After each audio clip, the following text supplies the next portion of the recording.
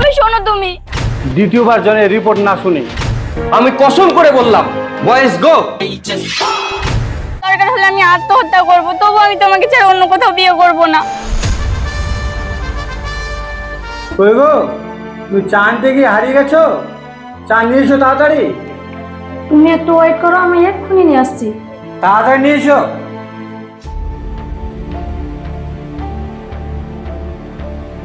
নাও তোমার চা। ঠিক আছে, যাও।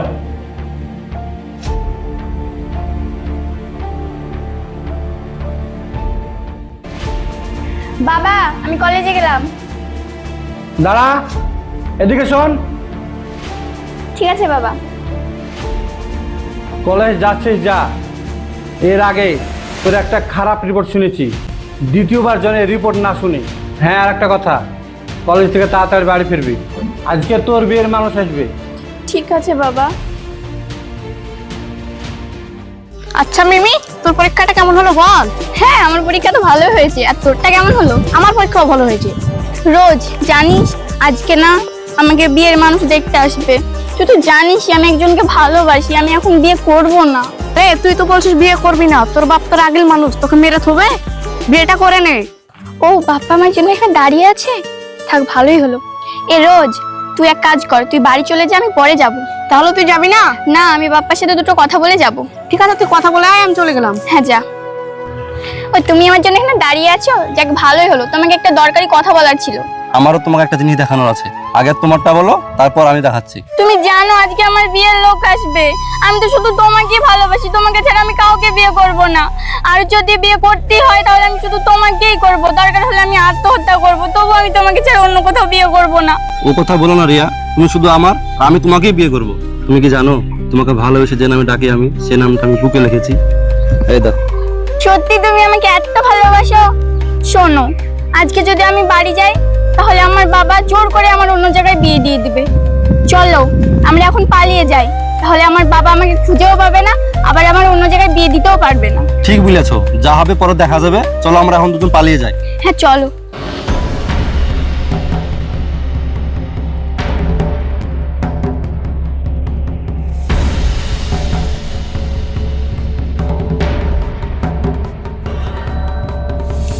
শিরিনা, ও শিরিনা, কোথায় তুমি?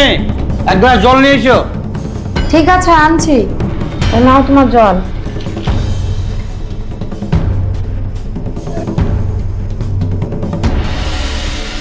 কি ব্যাপার, মিমি এখনো বাড়ি ফিরেনি?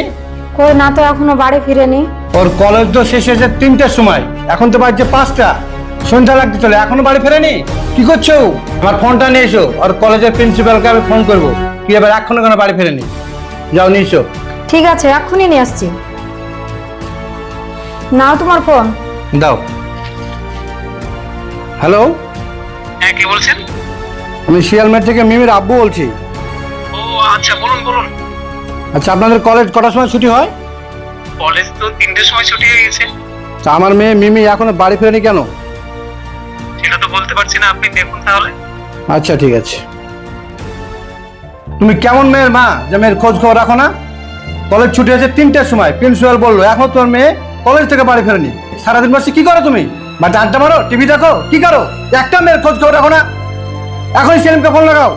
ফোন তো তোমার কাছে, তুমি লাগাও। ও ঠিক আছে। হ্যালো হ্যাঁ দাদা বলো। সেলিম, কোথায় তুই? এই তো দাদা একটু বসে আছি, পার্টি করছে। আচ্ছা তুই তাড়াতাড়ি বাড়িতে আয়, মিমি এখনো বাড়িতে ফেরেনি। ঠিক আছে, আমি আসছি। তাড়াতাড়ি এক্ষুনি আসবি।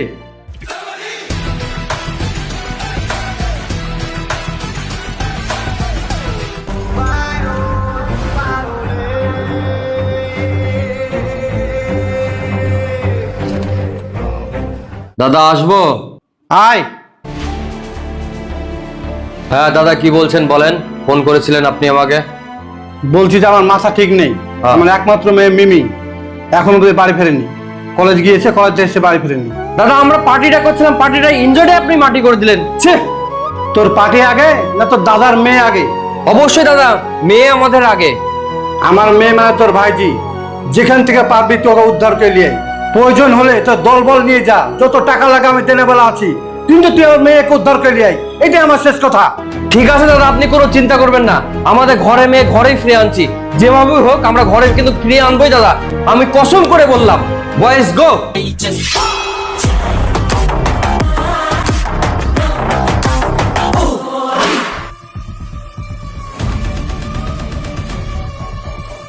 দাদা, মিমির সঙ্গে একই কলেজে পড়ে, একে ধরলে সবকিছু পাওয়া যাবে।